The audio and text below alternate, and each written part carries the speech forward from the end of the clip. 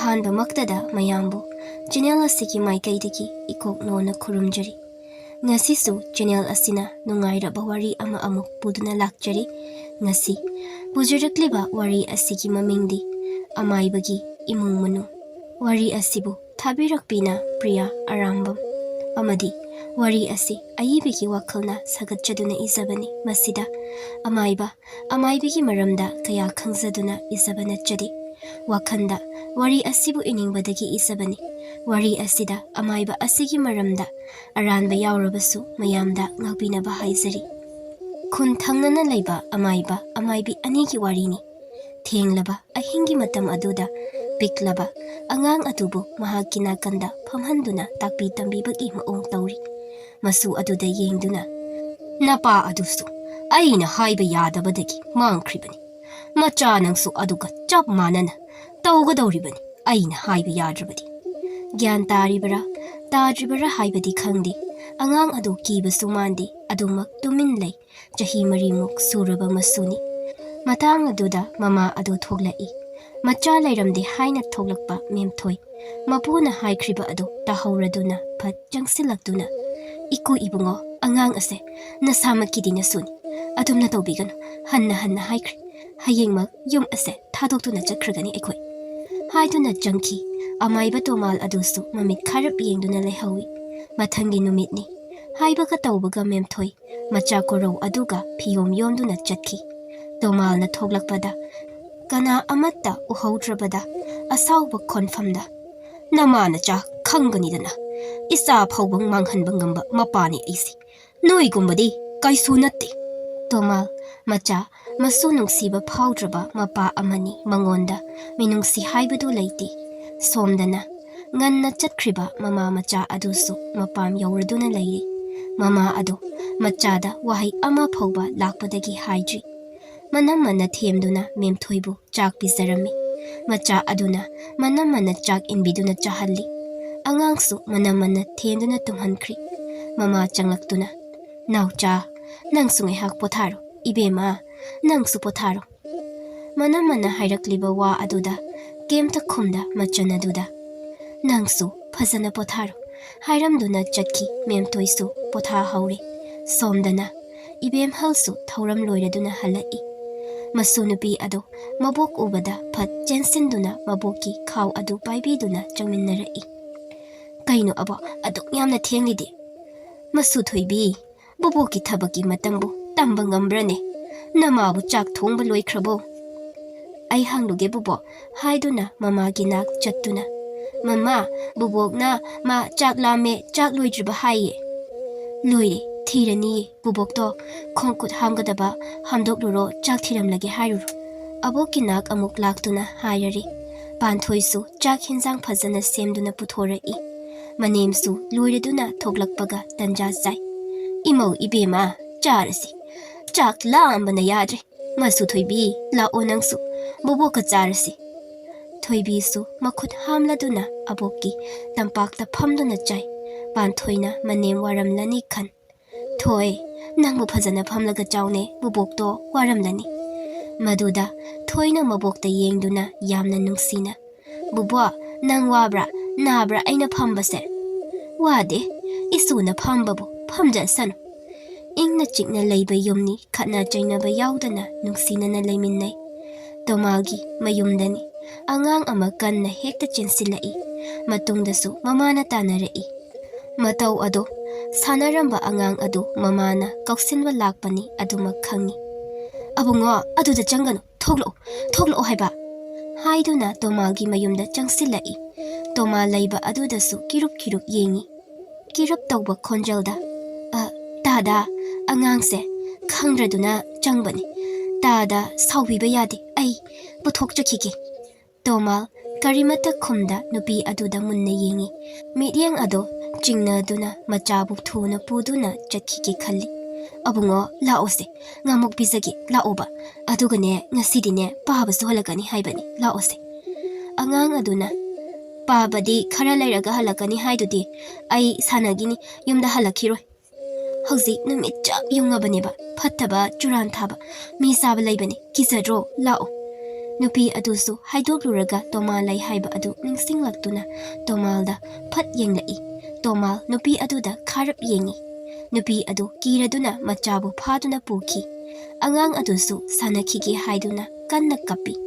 Tomal machinda Nangido aibu usittaba kariyam naribanine khanganina ahing thengjinglakaba matamda nangbu aina kari tauge haibado yeng Numidangdi tasilakli manama naukcha amadi memthoi chak thominari amana hinjang sembada mateng pangsinbirai mama tombina korobu senari memthoi nakhudi mathanta leiramganine nangbo karam kanda handoino ahan ado mathanta kuina thadokpa phattini nangbo Inama ai sida adum leiradawni yum halaroi inamana lakpa kuidribagi khangdabagi wari yamna laikhreda Naukcha yum asida mau oina lakpa kuidri khomba memthoidagi halabasu memthoina hana mayum pali aduna memthoigi yumgi maramda kaya thoina hena khangbadi oidri maku adu amaiba oi haibadi khangi chak suloiraduna chak thiduna chaminnare Tombi machada wa ama phau hairakti mayamba khomasu wa haudokti adubu tombi machada yengduna hayeng phajana wari sanasi potharu ngasidi hairamduna changkhri somdana mapandani mamana macha adubu ngangna duna chak inbi angang adusu harau noktuna chai machana saba loiraba kon adu mora amada thammi aduga machabu sumi Isa tombadi maram mokpani tumtho ose mama sumbigi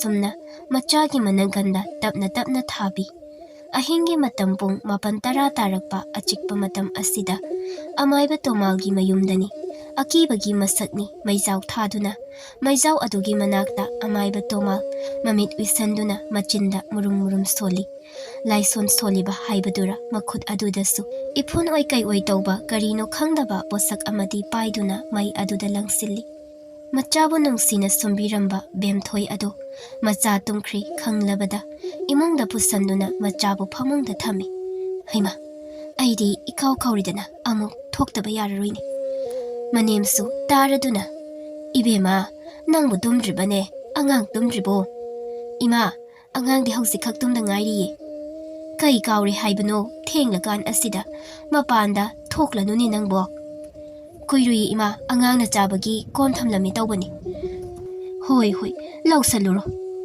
satke tawrakpa matamda macha aduna mamagi phi adu chena paiduna leirammi lakthokpa ngamda paisilli lakthokpa yadrabada phi adu lakthoktuna thamlammi aduga sumangda thoklakli kon adu paikhatuna change tawba matamdani mahaki mapuroibagi khonjelda Bem, haina nuksina kaubagi khonjal ama tarai makhol aduda tada nangbu halaklabra halakhiroi haina hairambadaine awabagi khonjalda ai wabana loi haugatpa ngamdri aibu haugatuna imungda amukta pusalo bemthoi magi nupa halaklaboi ningduna tarakliba khonjal adugi naktamna changsilli adubu kana amatta leiramde Tada nangbu karaida leibano Thongalomda leiriba wakhong adudagi khumlai khumlakpa ado taraduna nupi ado kaisu khanjalluba tawda changsilai mahaki matungdagi kanagumba ama lakpagi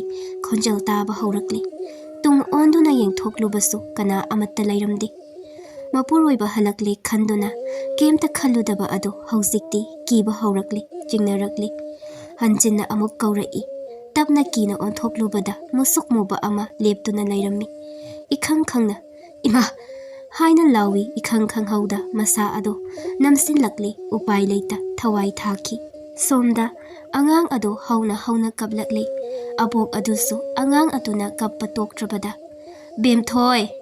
bemthoi imau ibema nangbu tadrabo hansin kaura phawbada khumlaktrabada yengba lai adubu mamaudi leiramdi Angang adubu pamkhatuna themi angang adu kappa tolaktrabada moi mapa nangbu tabro haugatlo namau hanjilaktri kainu mama nangna haidubo asuk thenglaba kansida kon loksinba chatkani haiduna thokhibani hanjilaktri karam tauksige kari tawni yengba thoklugodabasu naha amata yaudana karamna thokluni mapanda haiphet thoklaga yenglusi haiduna punna mapan thoklaktuna koithi thi sumang mangon koichat chatuna yengi aduna mamau adudi thiba phangri upai leiti changlakli mipaiba khonjalda kamdongni sidi karam thoktoriba he isor imaubu soida ngamdana laihanbiramuko mama angang ado themnuna tumhannabato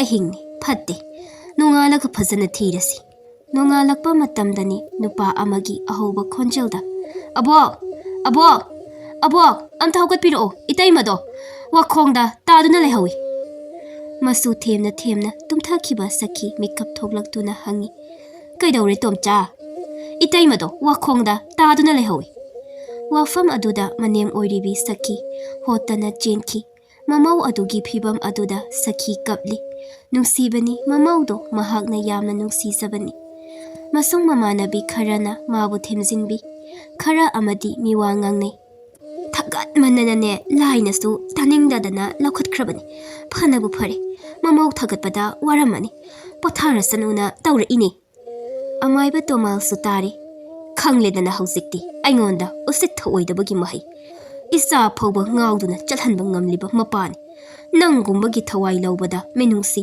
pokadaba natti haiduna hauna noi ataba kharanadi kinari adubu thokliba thaudok asi amaiba tomalna tawbani haibasidi kananasu khangnadi jingnaba kharadi yawnei adubu machin kangthokti kibana somda tombi hoigi khundasu tanari ibema siriba bemthoisibu noige yumthangnabagi maudo natrane mani ima nungai khidreda yamna phabani ni mau ado nungsibani yamna ima nachana chingnaba lei machagi nakanda tombi phamduna kainu hayu ikuna soidana tawba oiramgani ai khangi karamna none machado makhong yam yawbani aikhoigi yumda hekta changlakpani atopa mi changakpada yamna sawbani pabado aina angang ado changlakpa kan tominna pothoktuna thillibani machado soidana aikhoida changkhiduna mamana lawba laklamgani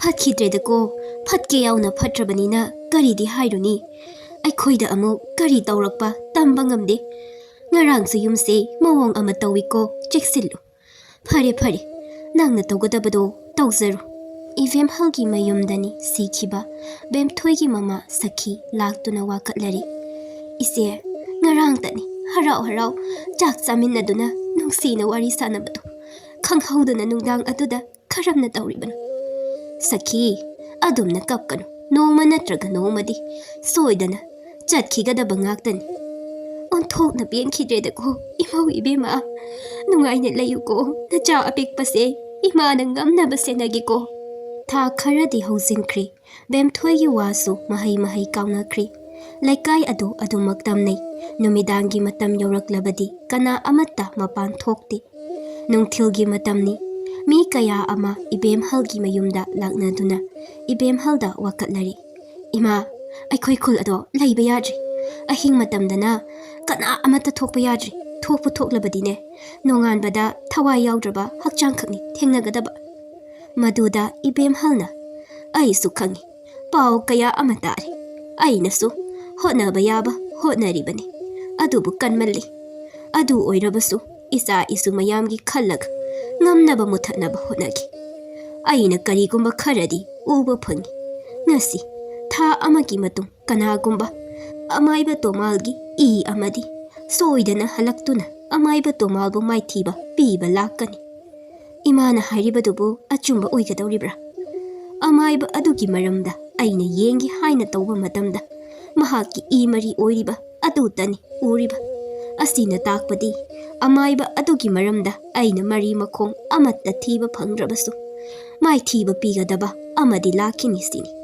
masi tabadagi mahai tha kharadi ngairasi haina duna chatnaki amaibi ibemhal mangduna phamtha hawi somdana tombigi imungdani ima ngasi ngarangse isase inamnamthai kainoma itautawi ahing matamda toina kanagumba amana kaubagum tatana tai Machanupi wa aduda mipaina. Muhong amasu itaw tawri yum asi. Amaibigi Emung halgatanaraga amukta yingthoksira khalin. Namasu adubu kemta tawdabasu amuk sumanba. Khomba changsilaktuna. Wathi waremnida noisu. Yumsidabo kanana kay tawraktuino. Yengunu kay kanadabada. Ibungo adumna laithokpasu tawhoidini he. Parisi. Changnaru. Ya changnakli imungi thabak tawnanaba. Mahai changnakri amaiba tomalna ngahon kraba macha singkai hausikti mamit panglakli. Marol ikoi koiba khonjelda. Abem. Baba korklu mamit panglini nupase. Hoima. Chingkai koine yengi ngehakti wangangdi. Tanja aduda thoibasu changnakli. Nupa aduna mamit panglaga leiramba aduda harauna. Ibungo nangbu gyan tarabro. Ipa aina leise kadaidano. Chingi kul macha amadani. Hauzi nangna leiribasi. Kamaina aidisida. Haifet noktuna. Ipa wari ligese. Aiso nang karamna sida laki haibati khangde. Aikoi kunga laknana turil amachili maduda namaga aiga chatpada nangse taaduna leirambani. Kanana phubanosu khangde. Inai taiduna leirami. Maduda namaga aigana nangbu si yawnaba purakpani. Numidangi matamnina kananasu khangkide. Chingkai ngai hakti ungi aduga khanghai hairi. Kayam kuiragi aina sida leirakliba asiba. Chahi amamukti phareni isabu kari ming kauge kari lamdaginone. Chingkai kawai baba. Mahaki khul adusu haiduna khanghalli. Adudi lapine ko nangna leiribase. Nangna khara pharaklaba kanda ipana isabu soidana thinge. Tha amamukti leithakoko. Memthoi amadi isa korongda aibu ngairamlagani. Udabusu kuire. Haiduna mapi tapna tarai. Kari su khanganuse icha sidi kari gi kaplibano. Tha amamuktangdi sida laitaba yadabani ko. Kapkanu. Loina thoknaki ngehak pothako hairamduna chingkai mangduna leihawi. Ngehaki matungni anu changaktuna ibung chak loiri charasi lao. Haina kaurai chingkai haugatuna tapli lakli. Makhongsu phajana phaba natribanina. Somdana amaiba toma macha mamaubu karamna hasige karamna otsige haina khalli. Aibu aduk yamna usittana. Kari mata hairamdana chatkiba nungainidana. Namana changasi. Haiduna noi. Ahingi matamni tomal sem saba pumnamak loiduna hauri. Wakhong aduda phamduna magi thokpa kari no soli. Tombigi yumdani yumthakta kanagumba ama chatpagum khonjel tarai. Memthoi macha korobu sumduna leirambani makhon ado tarubadagi akiba phauna tuminna tasanduna lei. Mahaki phaklang nakandagisu tapna. Memthoi hainasu amuk kaurai thoklo haibagum.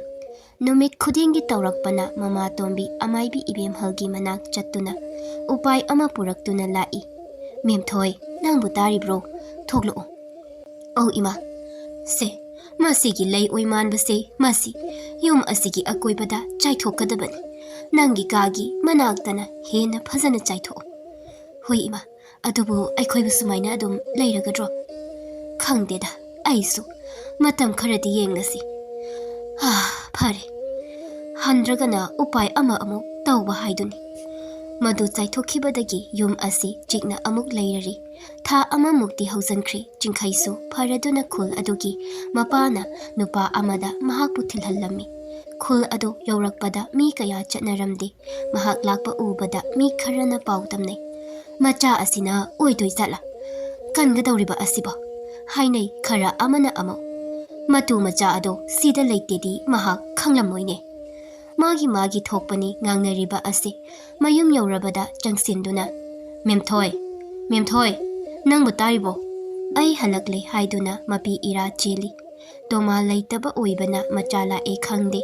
Masinasu chingkhai laibak phabani. Yumthangnabagi nupi amana tapna. Chingkhai natrani nangbo. Haina hairai. Mani imabo ekhoi yumsibo kana amata leitrabo. Nupi adusu nungaitana. Kayam kuire. Nangna leitribase. Masigi matamsida nahaki pabana nangi nupi. Nacha loina tanthokre. Haiduna wari pumnamakli chingkhai sauna. Ai halaklabanina khangidana. Ipa oirabasu phatrabadi macha aina hatkani. haina sauna thoki memthoi hoigi yumda laktuna memthoi korau la oni thoglo haina kanna kawi yum adugi mi loina tholaktuna ingak ngakna hangi thasatraduna halaklaroi khalamba mapur oiba laklabada thingba ngamda mapi oro oro chenthaduna kapi memthoi matau adubu nungsi manduna chingkhai manakna singduna konsinbi mama oribi tombi kapi icha chingkhai nangbu nahandagi karaida lairubano isana nangbu ngaibada kaya agi matik wana khangi nahaknadi khanglablaroido nachanasu aigi pahabadi hangbada kari khungani khangraduna wa laithokduna leibani koro mapagi nak changsinduna konsili mapanasu mama machabu chena amuk khanna thadoklaroi matagum konbi wari watai khara taunaduna chingkhaina mapabu mahana loisingani haina lepli nungdangi matamni toma ngasi maksu lai thajinaba hotnari maning mayada mina lauba kapagi makhol hanjin hanjin taraklabada chak chanaramba imung ado chap chap loina lepi tombina charo charo noi ima asengba cha khara thadoki haina hogotuna thaki yumgi ahoba macha amadagi nahan khai phaba adu ngasidi hena dumna henzilai chingkhaina karino yum asida tawriba asibu ima korona oina khumlai baba nuktigi tawe sumaina ayam ki jai baba la abanina phallo haina hairai maduda chingkhai khangi mapana oiromlani haiba nungaitana machabu tapna pop pop thaduna ai laklabanina isada kanamtana kihallaroi haina hairai chingkhai ahing aduda khanba yaba khallaba matung hayeng asi mayumda lona chatuna mapagi posting ado mai thadoklagi khankri nongalakpa matamni amaibi ibemhal ikhang khangna phukhogalai pakhatna kari none kari bu thok tawribano isa ase inung nungai khireda somdasuni amaiba toma mangagnei amuba lai amana mahaki khauri ado metli amaiba tomal na ngamduna humang ika kana haugatli mamai ado nanthaduna aina thaklak aibu hatke toba khangnidana mapu masak khangdaba saradana haina haugalai thoi mabokna khanghaudana haugatkiba aduda mahaksu mamit panglaktuna iba kadorage kaisu tawdeda masu nangbu bubokna haudoglabo nate da bubok ado bubok haugatladoira thabak chatoira satloida ngasiti haugatlaga thabak kara tawsinge nama mathanta tawba warani aisu yauge haiduna mabokna haugatpa aduda haugatuna thabak tawminnai nongthilgi matamni chingkhai satnaba sem sari matu machadadi aswai fuktangni haiduna thoglai mayum maikai tuminna changlakpada mapa ado laiduna leirami mapa leiramba aduda chatkhiba ngaiduna lei thaplapna lei nakna leirabadi khangkhini haiduna toma kainoni isasibo kanano mana yenglaga leibagum ichingchingnariba asibo aigi saroising asinaga ai hatnaba senariba chatla mathanta chingnaduna koichat chatuna yengi mapana chingnare khanglabada chingkhai matang chabada laklagi khanna chatki matamdi asum hauki ngasidi matang chari toma laitri aduna chingkhai mayum changduna mapagi potsing adubu yena khada loina thangdoktuna mai thanaba tawrari somda tomal masa ado humang karaktuna masa ison chontharai chingnaba phauna mayumda halai mai thaba haurakpada tomal ado masa iwa wana chatpa ngamda tapna tapna lai mayum yawraklabada maikhu kariba adu uri yena khada laktuna macha ado ubada nangna orene ko nama phatabina pokpanina nangsu phatabadu lawdun mapa aigi mayokta lairene nangbu aigi ipa nasana nasabu ikairu mapa ama oibada matik chadraba nangdi aina hatkani nangna aise hatoiba ngamladi aibu hatlone pa purasu puragi ipa hingzaba ama hatpagi mapa masa adu khanarakli nungsitsu kanna kanna silakli mawong ama tawi haina mayum mayumdagi kana amata hendokte toma chahi yamjarabasu phattabagi sakti leibada chingkhaina hinjinba ngamlamde tomal noktuna hatlone se aibu hatlone haina kanna lauduna noi chingkhai angamba pangal pumna makhona duna mapabu namthuna basilli ꯌꯨꯝꯊꯪꯅꯕ ꯁꯈꯤ ꯎꯗꯨꯅ ꯁꯈꯤꯅ ꯉꯝꯗ ꯆꯠꯇꯨꯅ ꯄꯥꯎ ꯇꯝꯅꯔꯨꯕꯗꯒꯤ ꯈꯨꯜꯒꯤ ꯃꯤ ꯄꯨꯝꯅꯃꯛ ꯃꯩ ꯑꯃꯃꯝ ꯄꯥꯏꯗꯨꯅ ꯆꯦꯜꯂꯛꯏ꯫ ꯇꯣꯃꯥ ꯎꯄꯥꯏ ꯂꯩꯔꯔꯣꯏ ꯈꯟꯅ ꯆꯦꯟꯒꯦ ꯍꯣꯠꯅꯩ, ꯑꯗꯨꯕꯨ ꯆꯤꯡꯈꯩꯅ ꯀꯟꯅ ꯐꯥꯗꯨꯅ ꯊꯝꯃꯤ꯫ ꯃꯌꯥꯝ ꯑꯃ ꯌꯣꯝꯁꯤꯜꯂꯛꯇꯨꯅ ꯇꯣꯃꯥꯒꯤ ꯄꯥꯡꯒꯜ ꯂꯣꯏꯗꯨꯅ ꯃꯤꯌꯥꯝꯅ ꯃꯥꯕꯨ ꯎꯈꯣꯡ ꯑꯃꯗ ꯄꯨꯟꯁꯤꯟꯗꯨꯅ ꯊꯝꯃꯤ꯫ ꯆꯤꯡꯈꯩ ꯃꯌꯥꯝ ꯑꯗꯨꯗ "ꯊꯥꯒꯠꯆꯔꯤ ꯃꯌꯥꯝꯕꯨ, ꯑꯩꯒꯤ ꯃꯇꯦꯡ ꯄꯥꯡꯕꯤꯕꯒꯤꯗꯃꯛꯇ" ꯍꯥꯏꯅ ꯍꯥꯏꯖꯩ ꯃꯌꯥꯝꯅ꯫ "ꯅꯪꯕꯨ ꯂꯥꯛꯄ ꯑꯩꯈꯣꯏꯅ ꯈꯧꯔꯥꯡꯅ ꯉꯥꯏꯔꯤꯕꯅꯤꯅꯦ ꯆꯤꯡꯈꯩ꯫ ꯅꯄꯥ ꯐꯠꯇꯕ ꯑꯁꯤꯕꯨ, ꯈꯨꯜ ꯑꯁꯤꯕꯨ ꯃꯍꯥꯛꯅ ꯑꯣꯠꯄꯗ ꯃꯤ ꯂꯩꯕ ꯉꯝꯗ꯭ꯔꯗꯨꯅ ꯃꯌꯥꯝ ꯑꯃ ꯆꯠꯅꯈ꯭ꯔꯕꯅꯤꯅꯦ"꯫ ꯆꯤꯡꯈꯩꯅ ꯃꯄꯥꯕꯨ ꯍꯤꯡꯅ ꯃꯩ ꯊꯥꯗꯨꯅ ꯃꯥꯡꯍꯜꯂꯝꯃꯤ꯫ ꯃꯇꯥꯡ ꯑꯗꯨꯗ ꯑꯃꯥꯏꯕꯤ ꯏꯕꯦꯝꯍꯜ ꯆꯪꯁꯤꯜꯂꯛꯏ꯫ "ꯅꯄꯥ ꯍꯥꯠꯄꯒꯤ ꯄꯥꯞ ꯄꯨꯗꯅ ꯅꯨꯡꯉꯥꯏꯅ ꯄꯨꯟꯁꯤꯗꯣ ꯍꯤꯡꯕ ꯑꯣꯏꯌꯨꯀꯣ꯫ ꯅꯪꯅ ꯍꯥꯠꯂꯤꯕꯁꯦ ꯅꯄꯥ ꯅꯠꯇꯦ, ꯍꯤꯡꯆꯥꯕꯅꯤ ꯈꯟꯅ ꯅꯨꯡꯉꯥꯏꯇꯕ ꯐꯥꯎꯗꯅ ꯍꯤꯡꯉꯨꯀꯣ꯫ ꯅꯃꯥꯅ ꯅꯪꯒꯤ ꯐꯅꯕ ꯍꯣꯠꯅꯔꯝꯂꯒꯦ" ꯍꯥꯏꯗꯨꯅ ꯃꯄꯥꯅ ꯐꯠꯇꯕ ꯇꯧꯔꯝꯕ ꯄꯨꯝꯅꯃꯛ ꯆꯠꯍꯟꯈꯤꯗꯨꯅ ꯄꯨꯝꯅꯃꯛ ꯅꯨꯡꯉꯥꯏꯅ ꯏꯪꯅ ꯆꯤꯛꯅ ꯂꯩꯅꯈꯤꯔꯝꯃꯤ꯫ ꯊꯣꯏ ꯑꯃꯗꯤ ꯀꯣꯔꯧꯁꯨ ꯆꯥꯎꯔꯤ꯫ ꯃꯄꯥ ꯃꯃꯥꯅ ꯊꯛꯁꯤ ꯈꯥꯁꯤ ꯐꯖꯅ ꯇꯝꯕꯤꯗꯨꯅ ꯆꯥꯎꯔꯛꯄ ꯑꯣꯏꯕꯅ ꯃꯤꯑꯣꯏ ꯈꯨꯗꯤꯡꯃꯛꯅ ꯅꯨꯡꯁꯤꯕꯤꯔꯝꯃꯤ꯫ ꯅꯣꯡꯖꯨ ꯊꯥꯅꯤ, ꯊꯣꯏ ꯃꯇꯥꯁꯤꯡꯒ ꯂꯧꯕꯨꯛꯇ ꯊꯔꯣꯏ ꯈꯨꯜꯂꯤ꯫ "ꯏꯇꯥ, ꯅꯣꯡꯁꯤꯁꯨ ꯑꯗꯨꯝ ꯀꯟꯅ ꯆꯨꯔꯛꯀꯗꯧꯕ ꯃꯥꯜꯂꯦ, ꯆꯠꯂꯁꯤꯗꯅ"꯫ "ꯉꯥꯏꯈꯣꯗ ꯏꯇꯥ, ꯏꯇꯥ ꯊꯣꯏꯅꯨ, ꯑꯩ ꯆꯔꯥ ꯐꯥꯔꯒ ꯆꯠꯇꯕ ꯌꯥꯗꯕꯅꯤ"꯫ "ꯏꯇꯥ, ꯅꯪꯅ ꯊꯔꯣꯏꯗ ꯆꯣꯞꯄꯁꯤꯃ ꯈꯨꯍꯥꯎꯗꯤ ꯏꯕꯦꯝꯃ, ꯑꯁ ꯍꯤꯡꯅꯕꯨ ꯆꯥꯅꯤꯡꯂꯛꯇꯧꯔꯦꯗ꯫ ꯇꯨꯀꯠꯆꯩꯀꯣ ꯏꯇꯥꯁꯤꯗꯤꯕ"꯫ ꯂꯝꯕꯤꯗ ꯆꯦꯟꯗꯨꯅ ꯂꯥꯛꯄ ꯀꯣꯔꯧꯅꯁꯨ ꯎꯔꯗꯨꯅ "ꯅꯣꯡ ꯑꯁꯨꯛ ꯀꯜꯂꯀꯥꯟꯁꯤꯗ ꯌꯨꯝ ꯍꯜꯂꯣ ꯌꯥꯗ꯭ꯔꯣ ꯊꯣꯏ"꯫ ꯊꯣꯏꯅ ꯑꯃꯨꯛ "ꯊꯔꯣꯏ ꯈꯨꯜꯂꯤꯅꯦ, ꯈꯨꯟꯁꯤ ꯂꯥꯛꯑꯣ" ꯊꯣꯏꯅ ꯍꯥꯏꯔꯛꯏ꯫ ꯈꯟꯅ ꯀꯣꯔꯧꯁꯨ ꯍꯦꯛꯇ ꯀꯨꯝꯂꯛꯏ꯫ ꯊꯣꯏꯅꯨꯅ "ꯍꯩꯃꯥ, ꯀꯨꯝꯃꯛꯏꯅꯦ ꯑꯁꯤꯁꯨ"꯫ ꯃꯈꯣꯏ ꯄꯨꯂꯞ ꯊꯔꯣꯏ ꯈꯨꯟꯃꯤꯟꯅꯗꯨꯅ ꯃꯌꯨꯝ ꯍꯟꯅꯈ꯭ꯔꯤ꯫ ꯅꯣꯡꯃꯒꯤ ꯅꯨꯃꯤꯠꯅꯤ꯫ ꯆꯤꯡꯈꯩ ꯑꯃꯗꯤ ꯃꯦꯝꯊꯣꯏ ꯋꯥ ꯈꯟꯅꯔꯤ꯫ "ꯃꯦꯝꯊꯣꯏ, ꯏꯆꯥꯁꯦ ꯆꯥꯎꯁꯨ ꯆꯥꯎꯔꯦ, ꯃꯊꯟꯇ ꯏꯃꯨꯡ ꯄꯨꯕꯗ ꯋꯥꯁꯨ ꯋꯥꯔꯝꯂꯅꯤ꯫ ꯏꯆꯥꯒꯤ ꯃꯧ ꯑꯃ ꯍꯥꯏꯅꯔꯨꯔꯁꯤ"꯫ "ꯀꯅꯥꯕꯨ ꯍꯥꯏꯅꯗꯣꯏꯅꯣ ꯃꯈꯣꯏ ꯄꯥꯕꯨꯡ? ꯏꯆꯥꯒꯤꯁꯨ ꯑꯄꯥꯝꯕ ꯅꯨꯄꯤ ꯂꯩꯔꯝꯒꯅꯤꯅꯦ"꯫ "ꯑꯩꯅ ꯈꯪꯉꯤ ꯃꯍꯥꯛꯀꯤꯗꯣ ꯀꯅꯥꯅꯣ ꯍꯥꯏꯕꯗꯣ"꯫ "ꯃꯃꯥ ꯑꯩꯉꯣꯟꯗ ꯍꯥꯏꯗ꯭ꯔꯗꯨꯅ ꯃꯄꯥ ꯅꯪꯉꯣꯟꯗ ꯍꯥꯏꯔꯕꯣ"꯫ "ꯍꯥꯏꯗꯦꯗ, ꯏꯆꯥꯅ ꯄꯥꯝꯕ ꯅꯨꯄꯤꯗꯣ ꯑꯩꯁꯨ ꯌꯥꯝꯅ ꯄꯥꯝꯖꯕ ꯄꯥꯟꯊꯣꯏꯒꯤ ꯃꯆꯥꯅꯨꯄꯤ ꯊꯣꯏꯗꯨꯅꯤ"꯫ "ꯑꯩꯁꯨ ꯄꯥꯝꯃꯤꯅꯦ ꯃꯄꯥ, ꯑꯗꯨꯒꯤ ꯑꯉꯥꯡꯗꯣ ꯃꯕꯨꯛꯁꯨ ꯌꯥꯝꯅ ꯐꯕꯅꯤ"꯫ ꯅꯨꯃꯤꯠ ꯑꯐꯕ ꯑꯃ ꯌꯦꯡꯗꯨꯅ ꯍꯥꯏꯅꯔꯨꯔꯤ꯫ ꯂꯨꯍꯣꯡꯅꯕ ꯃꯇꯝꯁꯨ ꯂꯦꯞꯅꯗꯨꯅ ꯂꯩꯅꯔꯤ꯫ ꯅꯣꯡꯃꯒꯤ ꯅꯨꯃꯤꯠꯅꯤ꯫ ꯀꯣꯔꯧꯅ ꯊꯣꯏꯕꯨ ꯀꯧꯊꯣꯛꯏ꯫ ꯊꯣꯏꯁꯨ ꯆꯝꯇꯛꯅ ꯊꯣꯛꯂꯛꯏ ꯃꯇꯥ ꯊꯣꯏꯅꯨꯒ꯫ ꯊꯣꯏꯅꯨ ꯂꯩꯍꯧꯗꯨꯅ ꯊꯣꯏ ꯀꯣꯔꯧꯒꯤ ꯅꯥꯛ ꯆꯪꯗꯨꯅ "ꯀꯩꯗꯧꯔꯒꯦ, ꯑꯩ ꯀꯧꯔꯛꯏꯗꯤ"꯫ "ꯀꯧꯕꯒ ꯌꯥꯗ꯭ꯔꯣ"꯫ "ꯌꯥꯏꯗ, ꯁꯨꯝ ꯍꯪꯉꯤꯅꯤ, ꯀꯩꯅꯣꯝꯃ ꯍꯥꯏꯒꯦꯅ ꯀꯧꯊꯣꯛꯄꯅꯤ꯫ ꯅꯪꯒꯤ ꯊꯃꯣꯏꯒꯤ ꯈꯟꯖꯕ ꯑꯃ ꯂꯩꯔꯒꯗꯤ ꯅꯪ ꯈꯣꯡꯐꯝ ꯑꯁꯦ ꯍꯟꯗꯣꯛꯑꯣ"꯫ "ꯀꯩꯅꯣ ꯅꯪꯅ ꯍꯥꯏꯔꯤꯗꯨꯅ"꯫ "ꯑꯁꯦꯡꯕꯅꯦ ꯊꯣꯏ, ꯑꯩꯒꯤ ꯏꯃꯥ ꯏꯄꯥꯅ ꯍꯥꯏꯌꯦꯅ ꯑꯍꯟꯒꯤ ꯋꯥ ꯏꯜꯂꯤꯅꯦ ꯍꯥꯏꯗꯨꯅ ꯌꯥꯔꯛꯀꯅꯨ, ꯊꯃꯣꯏ ꯁꯦꯡꯅ ꯌꯥꯔꯛꯑꯣ꯫ ꯅꯪꯒꯤ ꯈꯟꯖꯕ ꯂꯩꯅ ꯑꯩꯒ ꯄꯨꯟꯁꯤ ꯂꯩꯄꯨꯟ ꯁꯦꯝꯕꯗꯤ ꯑꯩ ꯄꯥꯝꯗꯦ"꯫ "ꯈꯟꯖꯕ ꯅꯤꯡꯖꯕ ꯀꯅꯥꯃꯠꯇ ꯂꯩꯇꯦ, ꯅꯪꯅ ꯂꯣꯏꯔꯦ ꯑꯩꯒꯤꯗꯤ, ꯅꯪꯒꯤꯁꯨ ꯑꯩꯅ ꯂꯣꯏꯕꯤꯌꯨ" ꯍꯥꯏꯅ ꯑꯅꯤ ꯑꯗꯣ ꯅꯨꯡꯁꯤꯅ ꯌꯦꯡꯅꯗꯨꯅ ꯅꯣꯛꯅꯩ꯫ ꯂꯨꯍꯣꯡꯕꯁꯨ ꯂꯣꯏꯔꯗꯨꯅ ꯌꯥꯝꯅ ꯆꯥꯟꯅꯅ ꯏꯪꯅ ꯆꯤꯛꯅ ꯂꯩꯃꯤꯟꯅꯩ꯫ ꯃꯅꯦꯝ ꯑꯣꯏꯕꯤ ꯃꯦꯝꯊꯣꯏꯅꯁꯨ ꯂꯨꯅ ꯇꯧꯕꯤꯗꯨꯅ ꯍꯔꯥꯎ ꯂꯩꯃꯤꯟꯅꯩ꯫